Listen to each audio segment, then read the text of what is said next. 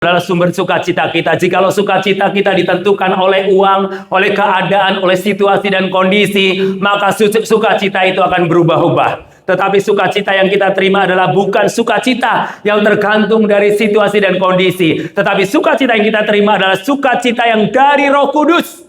Nah, sukacita itu adalah salah satu buah dari Roh Kudus adalah sukacita. Karena saudaraku, meskipun kalau seandainya sukacita itu bersumber dari keuangan atau situasi dan kondisi atau keadaan kita saat ini, ketika kita banyak uang kita mungkin bersukacita, ketika kita nggak punya uang kita tidak bersukacita. Itu kalau sukacita kita tergantung dari situasi dan kondisi ya. Ketika kita nggak ada pekerjaan, kita tidak sukacita. Ketika kita dapat pekerjaan, kita sukacita. Ketika doa kita dijawab, kita sukacita. Tetapi ketika doa kita tidak dijawab, kita tidak sukacita. Itu namanya sukacita yang tergantung daripada situasi dan kondisi. Tetapi sukacita yang kita dapati itu bukan tergantung dari situasi dan kondisi. Tapi sukacita kita yang kita miliki adalah sukacita yang dari Tuhan sumbernya. Amin. Dan sukacita yang dari Tuhan sumbernya itu tidak akan pernah habis. Karena apa? Sukacita ketika kita terus bersukacita. Tadi kan pujian tadi, sungai sukacitaku mengalir di dalamku, ya kan? Kata sukacita itu adalah satu berkat yang luar biasa. Karena tidak semua orang, meskipun mereka punya uang banyak, itu mereka bisa bersukacita. Nah, saudaraku, hari-hari ini banyak orang yang stres, hari ini banyak orang yang depresi, hari-hari ini banyak orang yang bunuh diri, mengakhiri hidupnya mengambil jalan pintas, dan mereka tidak kuat untuk menghadapi kenyataan yang terjadi di dunia ini. Tetapi saudaraku yang kekasih, kenapa mereka terjadi seperti itu? Karena mereka tidak punya sumber sukacita. Tapi kalau mereka punya sumber sukacita, mereka tidak akan terjadi seperti itu. Alkitab berkata bahwa hati yang gembira, hati yang penuh sukacita adalah obat yang manjur, dan semangat yang patah mengeringkan tulang. Jikalau hidupmu tidak bersukacita, maka sakit penyakit sedang menunggu kamu. Ya, sakit penyakit sedang menunggu kamu. Kalau kamu stres, depresi dengan pekerjaan yang kau hadapi, begitu strict, ya, aktivitasmu tiap hari, kerja. Kalau engkau ketika menghadapi persoalan atau dalam pekerjaan engkau tidak sukacita, dan engkau akan mengalami sakit. Karena Alkitab berkata, ketika kalau hati yang penuh sukacita, hatimu gembira, maka itu obat yang manjur. Makanya saya hampir jarang sekali sakit. Kenapa? Karena saya selalu gembira. Kenapa saya gembira? Bukan karena saya banyak uang, bukan. Bukan karena punya harta banyak, bukan. Tetapi karena saya punya Yesus. Yesus itu lebih daripada segalanya. Yesus itu lebih daripada harta yang kumiliki. Yesus itu lebih daripada kedudukan yang kupunya. Karena apa? Yesus is all everything. Dia adalah segalanya bagi saya. Setiap hari saya di Jepang, saya cuma minta apa? God, please give me friend. Jadi saya nggak minta uang, karena uang saya banyak. Saudara ketawa kan? Kan saya sudah bilang, saya kan anaknya owner BCA. Nggak percaya, cek aja di IG saya. Ya, iya, saya pemegang saham di BCA. Percaya nggak? Haleluya. Kayaknya owner BCA sama dengan owner kamu juga owner BCA deh. Ya. Iya, tadi yang ikut seminar tahu kan? Iya, saya sukacita karena punya uang banyak, tak terbatas uang yang kumiliki. Karena sumbernya adalah BCA. Papa saya adalah owner BCA, yaitu Yesus, dia owner BCA, Bank Sentral Allah. Amin. Iya. Kalau bankmu tergantung dari bank BCA yang ada di dunia ini, bisa habis, bisa dibobol orang. Tapi BCA yang sentralnya dari Allah, itu tidak akan pernah habis. Kok nggak ada amin? Udah tanggal tua ya? Hah? Udah tanggal tua ya? Iya, karena hidupmu tergantung tanggal. Ya kan? Kalau tanggal mendekati gajian, senyum-senyum, ya kan? Tapi kalau udah mendekati tanggal tua, aduh gajian kok nggak gajian, udah mulai cemberut wajahnya. Ditanya, kenapa nggak ibadah? Kenapa nggak melayani? Ya kan? Karena apa? Hidupmu tergantung dari tanggal dan uang. Di saat tanggal mendekati gajian, penuh sukacita, apalagi sudah terima lembaran yen, ya kan? Nah, di saat yennya udah habis, mulai gelisah hatimu. Karena kamu terus melekat dengan yen, saudaraku. Kalau saudara melekat terus dengan yen, ketika engkau tidak mendapatkan yen, maka hidupmu akan yen-yen. Ya, bingung, hidup akan khawatir, akan kacau balau. Tapi kalau engkau terus melekat pada sumber yen, meskipun engkau sekali waktu tidak ada yen, engkau tetap tersenyum dan bersuka cita. Amin. Yes. Ya. Kalau hidup tergantung dengan yen, maka hidup ketika yenmu pergi dari hadapanmu, dari dirimu, maka engkau akan stres. Akan mungkin mengalami gangguan jiwa, ya. Maka dari saudaraku yang kekasih dalam Tuhan, saya ingin bicara tentang Injil, ya. Tadi kita ada Great Commission pemberitaan Injil, dan kita akan buka Alkitab di dalam Markus pasal 5 ayat 18 sampai ayat yang ke-20. Ya, kita akan berkenalan dengan orang gila, ya. Tapi orang gila ini nggak ada namanya. Ya, kita baca secara bersama-sama ya. Markus 5 ayat 18 sampai 20. Kita bangkit beri semua.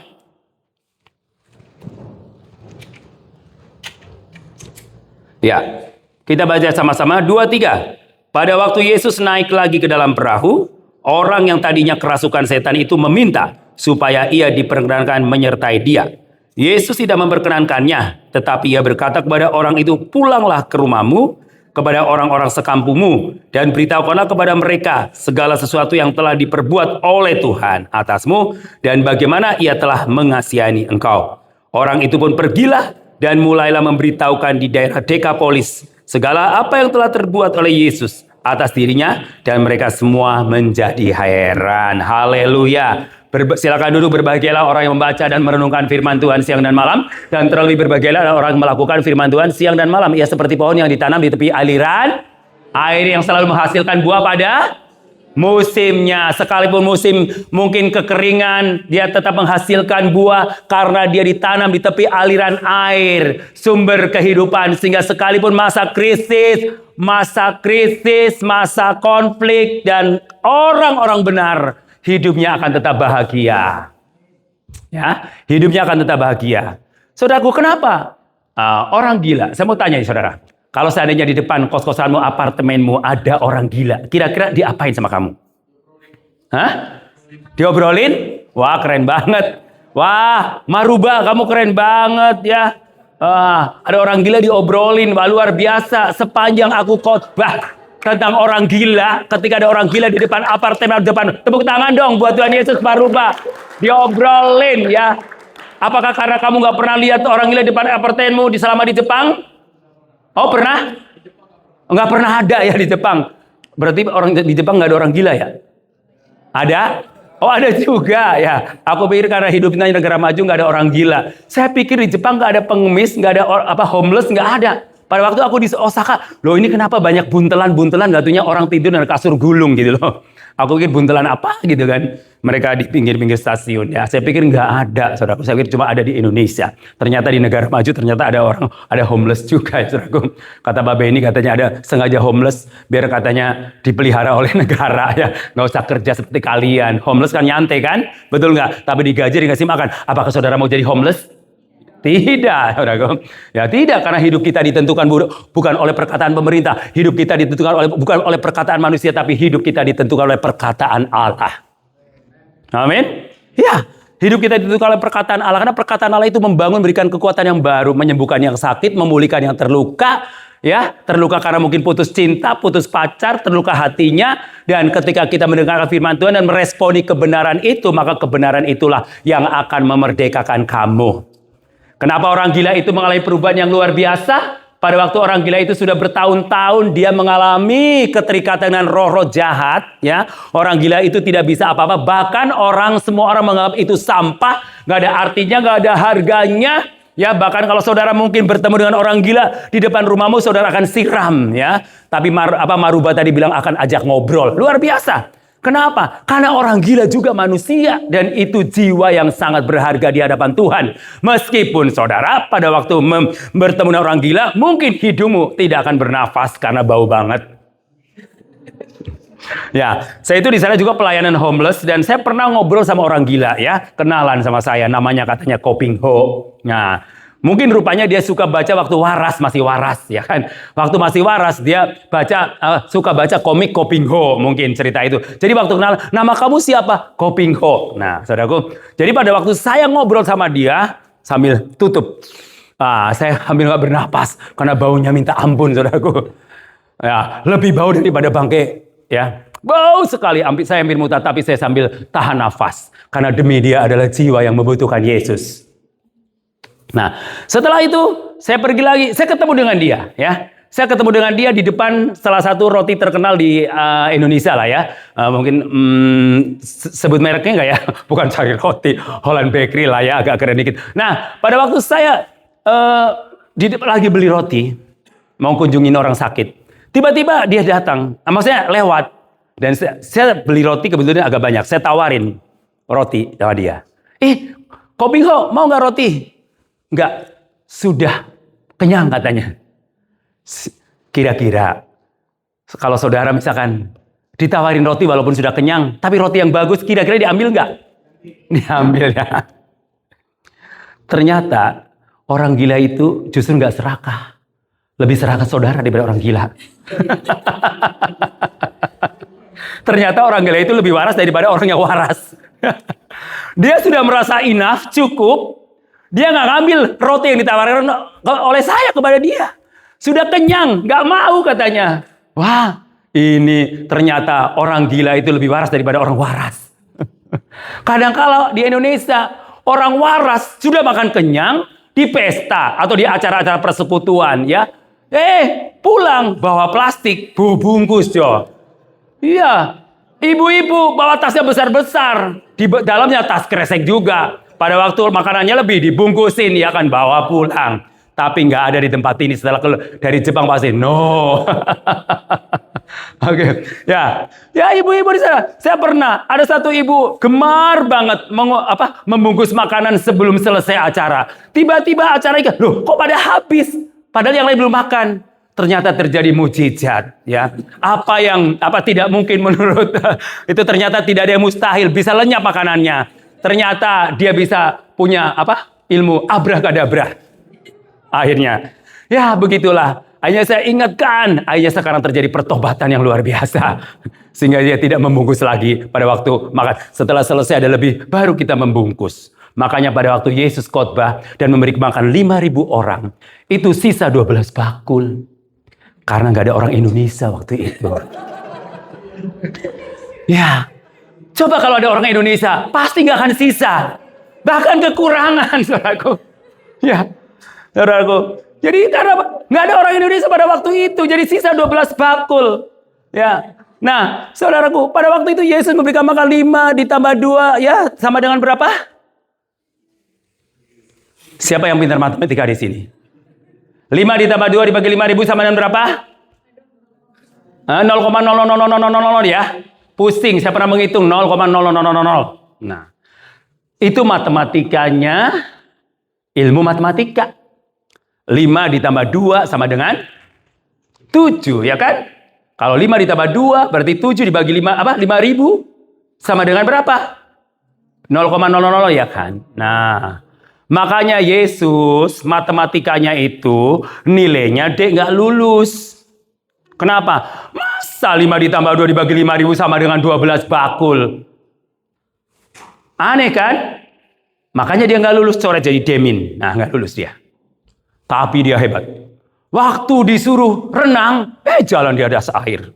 Makanya nilai olahraga renangnya dia A+. Wih, lebih hebat lagi kimianya, A++. Dia bisa ubah air jadi anggur. Keren nggak? Itu Tuhan Yesus kita keren banget. Masa engkau nggak keren? Yes. Kalau Tuhan yang kita sembah itu Tuhan yang keren, yang hebat. Kita juga anak-anak muda yang hebat dan luar biasa. Hebat bahasa Jepangnya? Sugoi. Katakan kiri-kananmu, kamu sugoi. Ya, kita punya Allah yang sugoi, ya. Dan karena kita punya Allah yang sugoi, kita juga diangkat menjadi anak Allah. Berarti kita anak-anak yang sugoi, yang hebat. Amin. Ya, aku udah dapat ilmu lagi. satu kata lumayan selain arigato gozaimasu ya. Gozaimasu atau aku bilang gozaimasu atau gozaimasu kata. Gozaimasu. Jadi dapat kata-kata lumayan lah ya. Susah ngafalin bahasa Jepang ya, apalagi udah umur 56 tahun. Tapi buktinya aku bisa menyampaikan Injil kepada orang Jepang. Hari gini nggak bisa bahasa, rugi. Saya punya Google Translate. Nginjilin orang Vietnam, saya Google Translate Vietnam, ya kan? Nginjilin orang Jepang, Google Translate Jepang. Gitu aja kok repot, ya kan? Katakan kiringanmu, gitu aja kok repot. Hidup itu simple. Kita udah punya teknologi, harus manfaatkan sebaik mungkin. Kalau kita nggak sempat menginjil kemana-mana, ada gadget. Gunakan Instagrammu, gunakan TikTokmu, gunakan Facebookmu untuk posting tentang Injil. Masalah orang yang lihat mau like atau tidak like, itu bukan urusan kita. Kalau dia nggak suka, ya nggak usah like. Gitu aja kok repot. Iya kan? Simple kan? Kalau dia nggak suka sama kita, nggak usah berteman sama kita. Lo dan aku encet. Gitu aja gampang. Ya nggak usah repot ya kan? Hidup itu simple. Makanya kita anak-anak muda yang hebat, hidup kita harus fokus dengan perkataan Tuhan. Jangan perkataan manusia. Kalau perkataan manusia itu akan membingungkan dan membuat engkau stres. Kalau perkataan Tuhan itu selalu ya dan amin. Dan dia maha kuasa dan dia orang yang hebat, pribadi yang hebat. Makanya saya sekali Yesus, tetap Yesus, dan selamanya tetap Yesus. Dan tidak akan pernah tergantikan. Sejak saya umur 18 tahun, saya mengambil keputusan menerima Kristus. Dan saya tidak pernah mundur sedikit pun. Sekalipun saya pernah mau dibunuh karena nama Yesus, saya tidak takut. Karena bagiku hidup adalah Kristus, mati adalah... Gitu aja kok repot. Ya simple kan? Iya simple. Tuhan Yesus itu simple. Yang tidak simple itu kamu. Sudah tak dibilangin sama Tuhan, janganlah berpasangan dengan orang yang tidak seiman. Masih nanya kepada saya. Masih nanya, Pak Pendeta boleh nggak saya pasangan dengan orang yang tidak seiman? Lo baca Alkitab kagak? Masih nanya. Ya Pak Pendeta, aku sudah jatuh cintanya deeper gitu kan. Pasti ada pengalaman. Kalau dia tidak bertobat hari ini dalam nama Yesus, aku putuskan.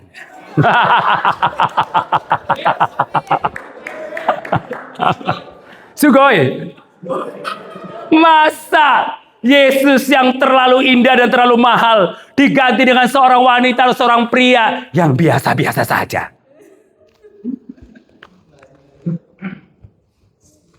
Masa Yesus digantikan dengan wanita atau pria yang tidak kenal Yesus? Nggak level. Iya. Level kita adalah sama-sama anak raja. Amin.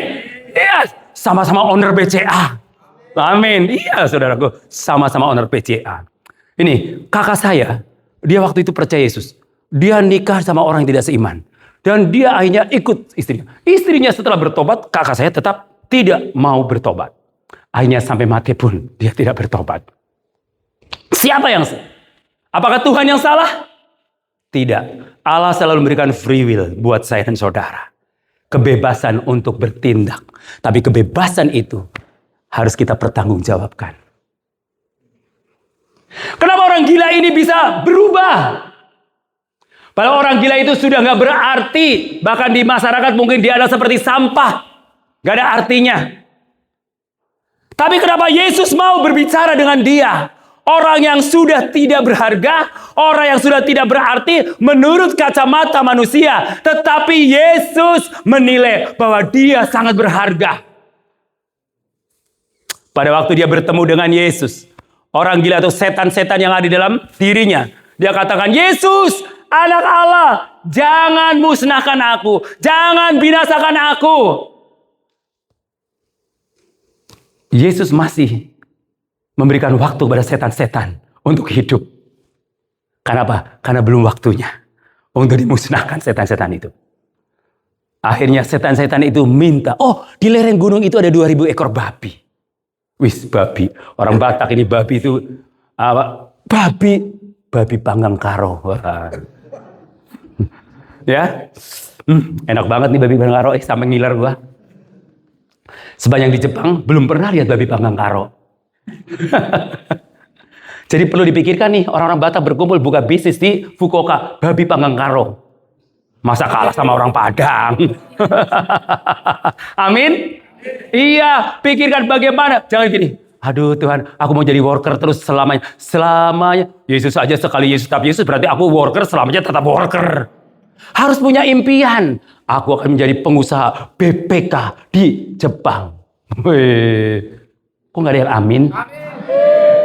Nah, nggak ada yang amin. Mentalnya, ya pokoknya kerja.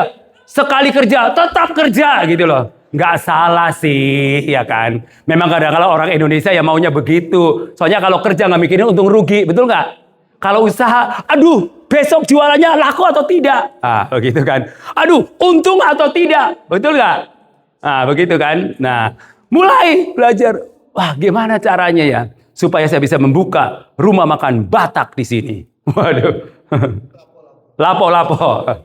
Tapi nggak mungkin ada yang nongkrong minum saguer. Soalnya di Jepang nggak boleh nyanyi-nyanyi, ya. Saya minum kopi, lagi di kafe, ngobrol sedikit. Aduh. Itulah penyangkalan diri saya di sini. Itulah sacrifice saya di sini. Bukan soal uang, tapi soal ngomong. Makanya sekarang aku ngomong sepuas-puasnya di sini. Karena nggak ada yang larang. Sugoi. Nggak ada yang larang di sini. Kemarin saya ngobrol, aku tanya sama Maria, Rio, jangan kelewat, dipelototin sama orang Jepang. Galak amat sih, udah tua juga.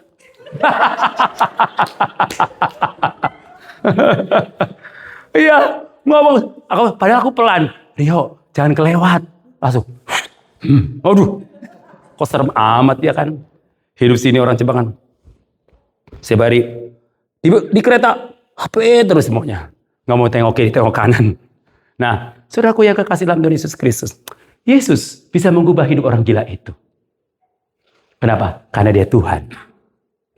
Orang gila yang tidak berarti, sampah, mungkin dikatakan gagal. Mungkin gak ada tanda-tanda kehidupan untuk sukses. Tapi Tuhan Yesus bisa mengubahnya. Apalagi saudara masih waras dan tidak gila. Itu mungkin jauh lebih mudah. Tetapi kenapa orang gila itu bisa berubah? Karena dia menemukan jalan, menemukan Injil Kerajaan Allah. Karena Injil itulah yang bisa mengubah kehidupan seseorang. Injil itu yang bisa mengubah kehidupan seseorang. Karena Injil, Alkitab berkata bahwa Injil itu adalah sebuah kekuatan Allah yang mengubah hidup seseorang dan yang menyelamatkan seseorang. Yang menyelamatkan manusia. Dan saudara bertanya, kenapa saya dilahirkan? Mungkin di tanah Sumatera. Kenapa saya dilahirkan di tanah Papua? Kenapa dilahirkan di negeri atau mungkin di Indonesia? Saudara bersyukur karena dilahirkan dari keluarga Kristen sehingga engkau menjadi orang Kristen. Apakah seandainya saudara dilahirkan di luar keluarga Kristen, apakah saudara akan percaya Yesus? Belum tentu. Nah, langsung marubah. Belum tentu. Nah, maka dari saudara itu kasih karunia Allah, kamu dilahirkan dari keluarga Kristen. Mungkin dari sebelum saudara lahir, papa mamamu sudah doakan kamu untuk supaya menjadi anak yang hebat dan luar biasa. Mungkin namanya, nanti nama anak saya keluar kayak Marubah. Nah, makanya lahir Marubah. Kan? Nah, pasti ibu, bapakmu itu akan berprofetik pada anak yang sedang dikandungnya. Supaya lahir menjadi orang yang hebat dan luar biasa. Supaya lahir mungkin jadi polisi, ya kan? No ya. Kan biasanya orang Batak harus pakai seragam, ya kan? Tahu nggak ada film yang agak lain? Pernah nonton? Nah, itu kan Boris kan? Oh, ya kan? Cita-cita jadi tentara, ya kan? Uangnya sudah nyogok, udah banyak, nggak jadi tentara. Demi mamahnya biar bangga, ya kan? Karena katanya orang Sumatera itu bangga kalau pakai seragam kan? Ya, walaupun mungkin gajinya lebih kecil daripada tenaga kerja di Jepang, ya kan? Amin, amin, amin, ya kan? Ya, di Jepang, wah, ya kan? Walaupun tidak jadi tentara, gajinya lebih besar, ya kan? Saudaraku, mungkin nggak pakai seragam, makanya kalau pulang beli seragam, biar kayak Boris, ya kan? Jadi dia setiap ditelepon mamanya video call, langsung pasang. Kantor tempat kantornya dia panglimanya, ada anak buahnya. Coba Boris pukulin anak buah kamu, wah langsung dipukulin. Kasihan temennya. Karena apa? Mamanya itu begitu berharap anaknya itu jadi tentara atau jadi pokoknya angkatan lah, ya kan? Entah angkatan besi atau angkatan berat, nggak tahu deh. Pokoknya jadi angkatan, ya kan bangga. Pakai seragam. Ya betul. Memang saya pernah ada teman, dia udah bekerja di salah satu perusahaan BUMN. Ya, disuruh pulang. Pulang. Saya tanya, kenapa? Nggak pakai seragam, katanya. Jadi mereka ternyata orang-orang sana bangga kalau anaknya pakai seragam. Nggak lihat gajinya, pokoknya pakai seragam. Betul nggak? Ada yang betul ya? Ya mudah-mudahan orang tuamu kagak. Makanya kamu ada di Jepang.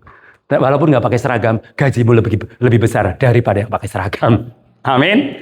Ya, karena apa? Tuhan bisa mengubah kehidupan seseorang ketika benar-benar dia menyerahkan hidupnya kepada Tuhan. Seperti orang gila ini, dia mengalami kasih anugerah Allah pada waktu orang gila itu yang tidak ada artinya, sudah tidak ada nilainya, sudah tidak ada harganya, dan Tuhan tetap menghargai orang gila itu. Dan dibandingkan 2000 ekor babi, Tuhan lebih cinta satu orang gila. Karena satu jiwa lebih berharga daripada 2000 ekor babi. Bagaimana menurutmu kalau saudara pilih mana, orang gila satu atau 2000 ekor babi? Nah, normal berarti kamu. Berarti normal 2000 ekor babi. Ya betul. Kalau saya disuruh pilih 2000 ekor babi. Karena apa? Orang gila banyak di jalanan, tinggal kita ngambil. Betul nggak? Tapi 2000 ekor babi dikali 5 juta satu ekor berapa udah? 10 miliar, ya kan? Saudara kerja di Jepang, berapa lama ngumpulin 10 miliar? Seumur hidup, ya kan? Nah, saya mau bilang, kenapa Yesus tidak pilih 2000 ekor babi? Kenapa Yesus pilih orang gila yang sudah nggak ada nilainya, nggak ada harganya? Karena apa? Pada waktu satu jiwa bertobat, malaikat di surga bersorak-sorai. Jadi saudaraku, Yesus itu malaikat di surga itu, Tuhan itu bersorak-sorai bukan karena gajimu besar, bukan rumahmu mewah, bukan kamu punya mobil bagus, bukan kamu punya nanti keluarga Sumatera punya anak laki-laki, bukan. Ini staf saya punya anak 4 perempuan semua. Biasakan orang Sumatera harus ada anak laki-laki. Betul nggak? Betul ya. Jadi selamanya produksi terus nggak berhenti. Hei, udah 4. Dan 4 mending dia banyak uang sehingga nggak perlu minta tolong ke yang lain. Dan 4 anak-anaknya masih dibeasiswain. Terus beranak lagi, laki-laki akhirnya. Udah stop. Sudah om, sudah disteril katanya. Aku bilang, maksudnya bukan masalah itu. Nggak masalah. Kehadiran anak berapapun itulah berkat Tuhan. Amin. Asal kita bertanggung jawab atas anak-anak kita. Saya juga kepengen anaknya banyak, 12, biar terjadi ada kesebelasan gitu kan. Tapi dikasih cuma 1. Ya nggak apa-apa, bersyukur. 1, puji Tuhan. Nggak punya anak pun tetap puji Tuhan. Kenapa? Berarti itu mungkin Tuhan nggak izinkan. Tapi kita banyak anak-anak, kita bisa adopsi, ya, menolong. Sekalipun saya nggak punya, cuma anak 1, tapi saya punya panti asuhan, anak saya 30. Ada 30 di panti asuhan, tapi anak-anak rohani banyak. Hampir di seluruh Indonesia ada. Ya. Karena apa? Karena mau menolong orang-orang yang susah, orang-orang yang terpinggirkan, orang-orang yang tidak punya pengharapan. Tetapi ketika mereka berjumpa dengan Injil Kristus, itu yang bisa mengubah semuanya. Saya tidak bisa mengubah hidupmu. Saya tidak bisa mengubah anak-anak rohani saya. Saya tidak bisa mengubah orang-orang yang hidupnya nakal nggak karuan, atau preman, nggak bisa mengubah. Preman selamanya tetap akan menjadi preman, pencuri selamanya tetap akan menjadi pencuri, perampok tetap selamanya akan menjadi perampok, koruptor tetap akan selamanya menjadi koruptor sebelum mereka bertemu dengan Injil. Karena hanya Injil yang bisa mengubah kehidupan manusia. Injil yang bisa mengubah kehidupan manusia. Dengan jelas Injil itulah seperti dunamo. Ya, dari kata dunamo itu berarti sebuah kekuatan yang meledak-ledak. Ya, power yang luar biasa, kayak dinamit. Saudara pernah lihat sebuah gunung diledakkan dengan dinamit? Nah, itu yang bisa mengubah. Mungkin kayak bom nuklir yang ada di Hiroshima atau Nagasaki. Nah, ledakannya begitu dahsyat. Ketika orang bisa bertemu dengan Injil, itu mengubah kehidupannya 180 derajat. Seperti orang gila ini, orang yang sudah nggak berarti, yang menjadi sampah masyarakat. Ketika bertemu dengan Yesus, akhirnya diubahkan. Pada waktu bertemu dengan Yesus, orang gila itu, Yesus, aku mau follow you. Aku mau ikut kamu kemanapun kamu pergi.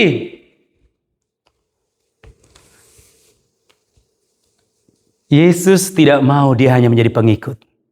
Dia sudah terima Yesus. Dia gak mau dia hanya jadi followernya Yesus.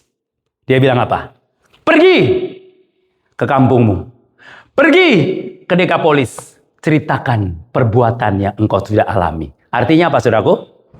Pergi, ceritakan Injil yang bisa mengubah hidup dia. Dan dia bertemu dengan siapa? Ceritakan kepada orang-orang di Dekapolis. Dekapolis itu artinya membawai 10 kota. Berarti dia menceritakan ke 10 kota. Dan ternyata 10 kota itu dimenangkan oleh satu orang gila. Tepuk tangan dong. Orang gila aja bisa memenangkan 10 kota, ya, yang tadinya sudah tidak berharga, tidak berpendidikan mungkin, bukan sarjana, saudaraku. Tetapi orang gila itu ketika bertemu dengan Yesus, hidupnya berubah. Bahkan ketika dia pergi menceritakan tentang perbuatan Tuhan, dan terjadi keselamatan yang luar biasa. 10 kota dimenangkan oleh satu orang gila. Saudara bukan orang gila kan? Ya, saudara lebih hebat harusnya. Kenapa? Karena saudara bukan orang gila. Orang yang waras, orang yang berpendidikan, bahkan saudara pintar berbahasa Jepang. Makanya Tuhan tempatkan saudara ke Jepang. Berarti Tuhan punya tujuan dalam hidupmu, bukannya sekedar cari uang. Memang semua orang butuh uang. Tapi uang bukan segala-galanya. Hati senang walaupun nggak ada uang. Setuju nggak?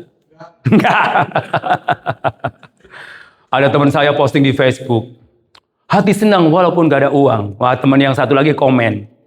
Semoga hidupmu senang terus ya. Ngamuk lah. Berarti kamu doain aku supaya nggak ada uang terus ya? Ya katanya hati senang walaupun nggak ada uang. Berarti lagu Kus Plus benar atau bohong? Bohong. Makanya kalau ada ibu-ibu pendoa yang sakit, saya bilang kepada suaminya, Pak, itu nggak usah dibawa ke dokter. Berilah tempelan 1 gepok yang merah-merah. Cap 2 bapak, pasti langsung sembuh. Maksud saya apa? Tahu maksudnya?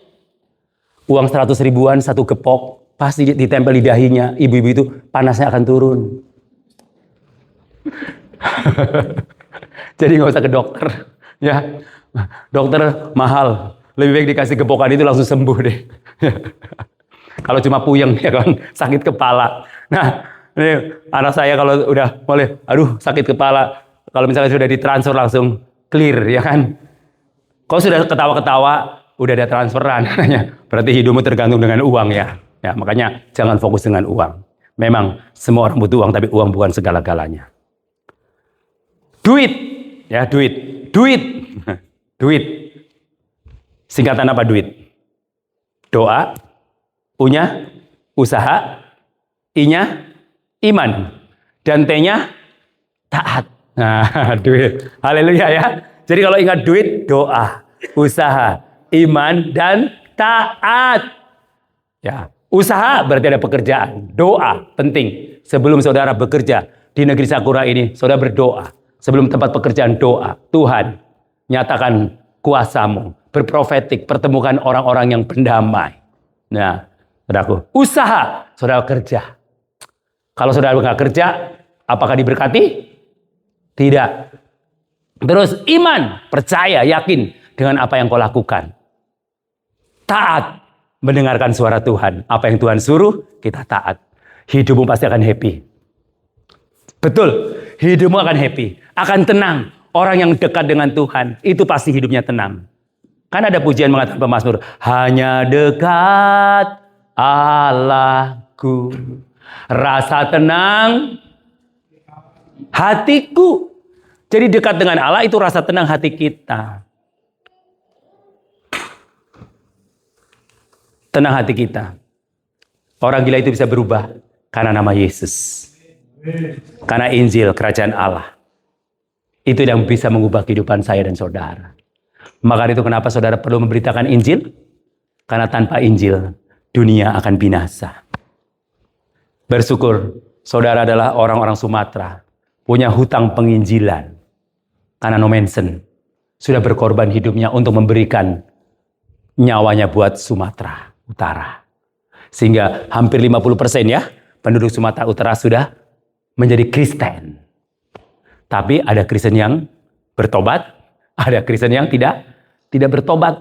Sehingga perlu adanya pemuritan, pelatihan, supaya menghasilkan orang-orang Kristen yang hebat dan luar biasa, yang bisa memberitakan Injil. Dan kenapa engkau ada di Jepang? Alkitab berkata, Yeremia 29 ayat 7, usahakanlah kesejahteraan kota kemana Tuhan tempatkan. Jadi walaupun kau orang Indonesia, walaupun kau orang Sumatera, sekarang Tuhan tempatkan saudara di negeri Sakura ini. Berarti Tuhan punya tanggung jawab, memberikan tanggung jawab kepada engkau untuk mengusahakan kesejahteraan buat kotamu di mana engkau tinggal, yaitu Fukuoka.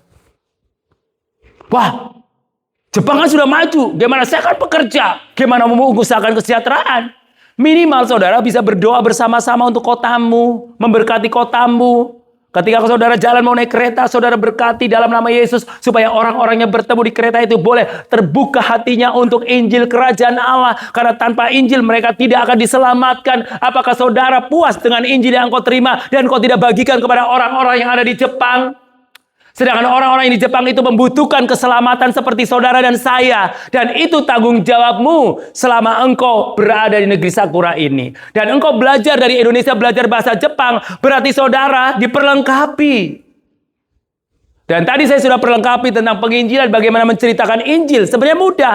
Ceritakan tentang Injil. Contohnya seperti orang gila itu. Orang gila juga nggak belajar banyak-banyak. Waktu itu dia percaya dan terima Yesus dan pergi. Ceritakan tentang kejadiannya. Dan saudara juga ceritakan tentang kejadianmu yang dahsyat. Wah, saya kan nggak pernah ngalamin mujizat, biasa-biasa saja. Nah, kenapa biasa-biasa saja? Karena engkau tidak mengalami Tuhan. Karena engkau hanya menjadi Kristen yang biasa. Kristen yang biasa nggak pernah punya target dan impian. Jadi udah aja, lempeng aja udah. Yang penting saya diberikan nafas hidup. Kalau kita cuma bilang yang penting hidup, ngapain? Kita harus punya tujuan. Hidup selama kita masih hidup, dan hidup kita harus memberikan buah bagi orang-orang di sekeliling kita. Salah satu buah yang memang diharapkan oleh Tuhan Yesus adalah buah pertobatan. Ya, setelah bertobat, kita menceritakan Injil kerajaan Allah. Jangan kalah sama orang gila ya. Katakan diri kamu orang waras kan? Jangan kalah sama orang gila. Mulai hari ini, belajar untuk mengadopsi Jepang. Mendoakan Jepang. Mendoakan Fukuoka. Mendoakan kotamu. Mendoakan gerejamu. Supaya apa? Terjadi revival di Jepang. Saya kemarin bertemu dengan orang Jepang. Saya lagi foto-foto di depan gereja. Dia tanya, dia nyapa saya. Apakah kamu orang Kristen? Dia pakai bahasa Inggris. Tapi saya bilang, oh iya, saya orang Kristen. Akhirnya, oke. Dia lewat aja, langsung naik ke atas gunung. Nah, kemudian habis foto saya jalan pulang. Tiba-tiba ada mobil berhenti. Nggak tahunya mobil dia tadi yang nanya. Dia nanya, kamu mau saya antar ke Hakata? Akhirnya saya bilang, oh oke. Boleh naik. Akhirnya dia bukain pintunya, saya disuruh naik. Coba bayangin, kenal juga kagak. Tapi saya disuruh naik loh, mobil sama orang Jepang. Sesuatu hal yang mustahil kan? Saya mau tanya, apakah saudara pernah diajak sama orang Jepang selama di Jepang yang tidak kenal disuruh naik mobil? Nggak pernah kan? Makanya aku percaya tanda-tanda ajaib menyertaiku kemanapun aku pergi. Amin ya. Ya, itu tanda ajaib buat saya. Aku mengalami tanda ajaib bukan berarti aku menyembuhkan orang sakit. Tanda ajaib itu begitu banyak. Hanya orang berkonsentrasi, ketika saya mendoa, ya betul, mendoakan mentumpangkan tangan atau orang sakit, dan orang sakit itu akan sembuh. Tanda-tanda ajaib menyertaiku di dalam pelayanan bukan hanya terfokus dengan kesembuhan orang sakit, tetapi dia miracle worker dalam segala hal. Apa yang tidak mungkin buat manusia, itu menjadi mungkin. Saya cerita yang tadi. Saya pada waktu ke Nisio, saya ceritakan kepada orang Jepang waktu itu. Orang Jepang itu kumpul di rumah, dan saya ceritakan tentang kejadian saya pada waktu saya keluar dari Nisio, dan Nisio stasiun Yonesu, kalau nggak salah. Yonesu, saya nggak bisa keluar. Karena saldo udah 0, aku di tap lagi. Udah masuk saldo, dan tidak bisa keluar. Saya langsung emergency call, pakai bahasa Jepang. No Inggris, saya pakai bahasa Inggris. No Inggris. Ya udah, aduh gimana God, aku nggak bisa keluar. Kalau di Indonesia aku udah loncat ya kan, karena pendek pagernya. Wah, apa yang terjadi saudaraku? Aku berdoa. Dan akhirnya saya tempel lagi, cek saldo. 5.000 saldonya. Akhirnya saya print receipt ya, bill. Saya print, saya langsung dengan bill. Dalam nama Yesus, pintu terbukalah. Orang buta aja bisa melihat. Orang gila juga bisa disembuhkan. Orang lumpuh berjalan. Masa cuma pintu orang Jepang nggak bisa dibuka? Ya, aku bilang, dalam nama Yesus. Tahu nggak saudaraku? Saya masukin bill itu ke biasa yang tiket. Saya masukin, terbuka. Saya cerita sama orang Jepang, geleng-geleng kepala. Di luar logika katanya. Bill selamanya nggak bisa buka kan? Pintu. Dan saldo saya masih utuh 5.000 yen. Siapa yang melakukan itu? Tuhan Yesus. Karena dia kasihan sama saya. Karena saya orang baru pertama kali ke situ. Kalau saya nggak bisa keluar bagaimana? Ya kan? Di situ terus. Tapi Tuhan itulah mungkin hal kecil buat orang mungkin. Wah, kayak hal kecil. Tapi buat saya itu sangat berarti buat saya. Ya, sangat berarti. Yang lucunya lagi, saya lagi doa keliling. Tahu. Pasti itu lagi hujan-hujan. Loh, kok ada kartu Suica? Siapa punya ya? Nggak ada orang. Kalau ada orang gua kasih ya. Nggak ada. Saya ambil kartu Suica-nya. Dicek masih ada saldonya juga. Jangan-jangan itu kartu Suica-nya dari Tuhan Yesus langsung juga. Ya itulah, Tuhan lakukan segala sesuatu. Bagi manusia itu mustahil, bagi Tuhan tidak ada mustahil. Saudara percaya itu? Saat ini mungkin saudara sedang menghadapi satu persoalan. Nggak usah fokus dengan persoalan. Karena persoalan yang kita hadapi adalah persoalan biasa. Jadi jangan menganggap persoalan itu luar biasa. Tuhan bilang apa? Persoalan-persoalan yang kamu hadapi adalah persoalan biasa, bukan luar biasa. Makanya saudara jangan lebay kalau ada masalah. Jangan lebay. Karena persoalan itu biasa. Katakan, persoalan itu biasa. Tapi Yesusku luar biasa. Yes, amin. Ya, persoalanku biasa saja. Sama-sama katakan, persoalanku biasa saja. Tapi Yesusku luar biasa. Ya, kalau engkau sudah bisa mengimani itu, maka engkau bisa terbang di atas masalah. Meskipun engkau dalam tekanan masalah, tapi engkau bisa melewati masalah itu. Karena masalah yang kita hadapi tidak lebih besar daripada Yesus kita. Karena Yesus kita lebih besar daripada masalah yang kita hadapi. Jadi saudaraku, Alkitab berkata segala perkara dapat kutanggung di dalam Dia yang memberikan kekuatan kepadaku. Berarti tidak ada satu masalah pun yang tidak bisa diselesaikan di dalam Yesus Kristus. Selalu bisa, ya dan amin, diselesaikan. Makanya kalau ada masalah jangan cari ke dukun. Carilah kepada Yesus. Karena Dia adalah sumber solusi kita. Sumber solusi kita, Dialah Yesus. Apa problemmu? Masalahmu, ceritakan pada Yesus. Nggak usah ceritakan pada orang lain. Nggak usah posting di Facebook masalahmu, ya. Lagi kekurangan uang, Tuhan, aku nggak ada uang. Emang orang yang lihat kamu langsung transfer, kagak kan? Ceritakan pada Yesus, karena Yesus adalah sumber penolongmu, sumber kekuatanmu. Tapi waktunya kita harus naik level, bukan mikirin masalah kita, tapi pikirkanlah orang-orang di sekeliling kita, supaya mereka boleh mengenal Injil. Kalau kita sudah mulai level itu, berarti kita mulai breakthrough, terobosan. Karena apa? Saya juga banyak masalah. Tapi bukan berarti saya nggak pergi memberitakan Injil. Masalah saya banyak, problem saya banyak. Tapi saya nggak mau. Sampai si Rio bilang, Om itu kayak nggak ada masalah. Ada. Cuma kan aku terbang di atas masalah. Seperti burung Raja Wali. Ya kan? Orang yang menanti-nantikan Tuhan, dia akan terbang tinggi seperti burung Raja Wali. Di tengah badai hidup, dia terus terbang. Artinya apa? Burung Raja Wali itu, meskipun ada badai, dia bisa tetap terbang. Beda dengan burung emprit. Ya, burung emprit kalau ada badai terbang, dia jatuh. Raja Wali dia tembus badai, melintasi langit biru. Kan ada lagu kan?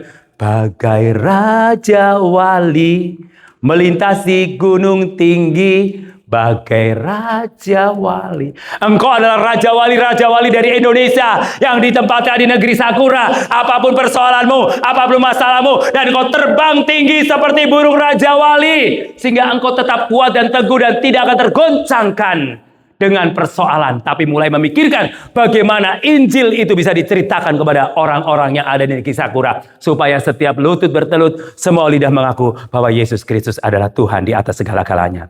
Haleluya, Tuhan Yesus memberkati. Mari kita bangkit berdiri semua.